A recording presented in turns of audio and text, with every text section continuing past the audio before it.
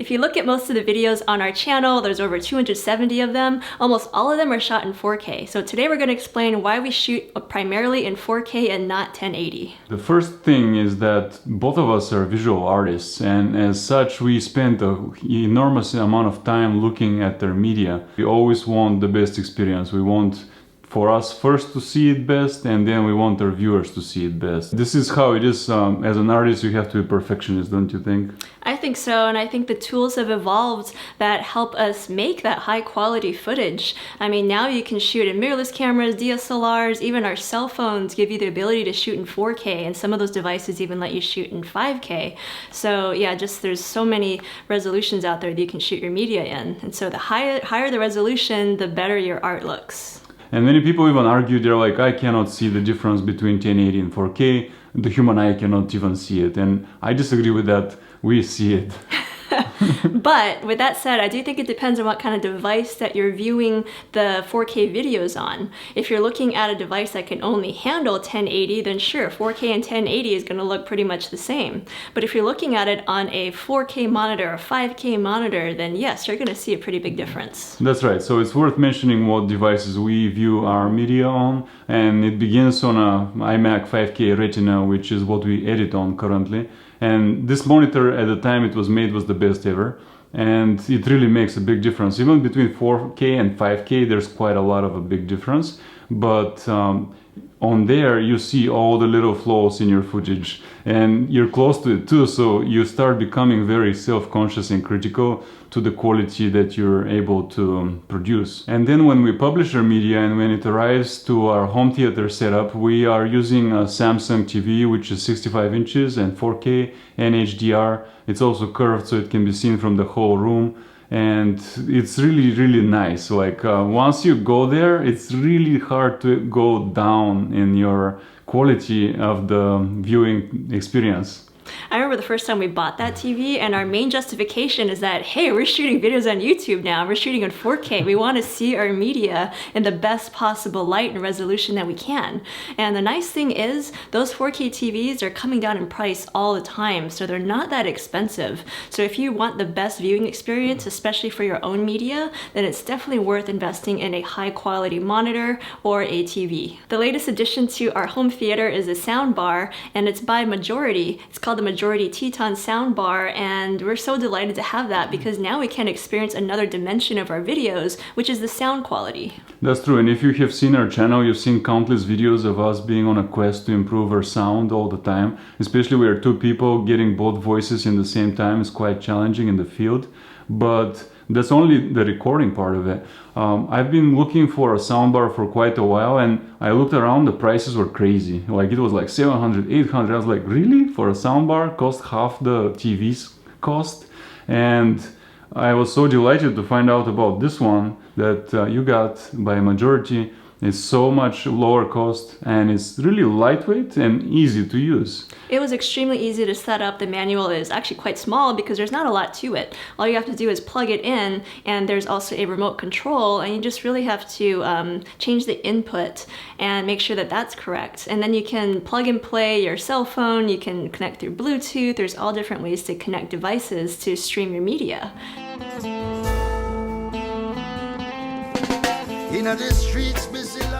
When you hear the name Seattle, you probably think of the Space Needle, Pike Place Market, and other iconic spots around the Emerald City. We plugged in and it made a huge impact on the sound quality. It even has a subwoofer in there, it's a 2.1. And when we plugged it in, we had to rewatch our videos and we were like, wow, the sound is so much better now. I guess these mics that we talk about all the time actually produce better sound than we thought. That's right. So yeah, we have quite a few videos about all the mics. We probably have over a dozen microphones that we keep testing. And it actually was interesting because now we can go back and listen to the quality, and we can hear the difference between a $20 microphone and a $100 microphone. So that as well, like if you're viewing it or viewing your media on, you know, different or on a higher quality device, then you're going to hear that difference more so.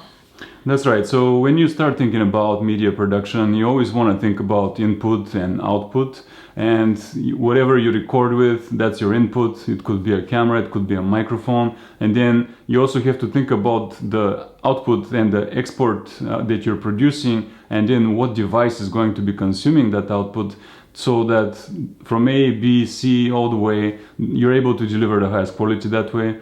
Most people right now on our channel are seeing it on phones. They don't even support 4K. That's right. So yeah, it definitely depends on your viewing device. But again, if you want to future-proof your content, because I don't know, at some point phones are probably going to be able to stream 4K footage as well. So yeah, that's one consideration for when you're choosing your resolution for your video. Definitely the truth, because yeah, maybe right now 1080 is quite acceptable to most people that are viewing your stuff. But what about 10 years from now? What about 20 years from now? Maybe the channel about products coming in the year to 2020 is not so much of an impact with that, but the Gemini Discover travel channel that we have is all about capturing moments in life that are never ever coming back. And when it's your life, when it's your art, you want that to be captured the one chance you have in the highest possible quality, so that even 30, 40, 50 years down the line, it looks great. And how many times have you looked at a movie and you think, wow, when I saw this 20 years ago, it looked great, and now it looks atrocious. What happened? Yep, happens all the time.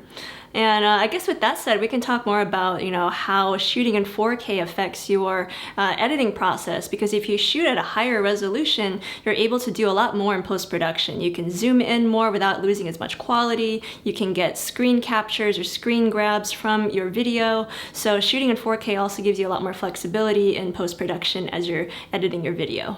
That's true, because once you've shot it that way, you can always downsize it, publish it however way you like. And there's also the effect which all the photographers know about, that once you shoot something big, when you shrink it, it actually looks a lot better, because it compresses it and you have more detail. It looks like richer. And that effect is still in play when it comes to video quite a lot. So you really would preferably, even if you're publishing in 1080 for size reasons or internet speed reasons, you still want to be able to compress it down so that your media ends up in the highest possible quality anyway.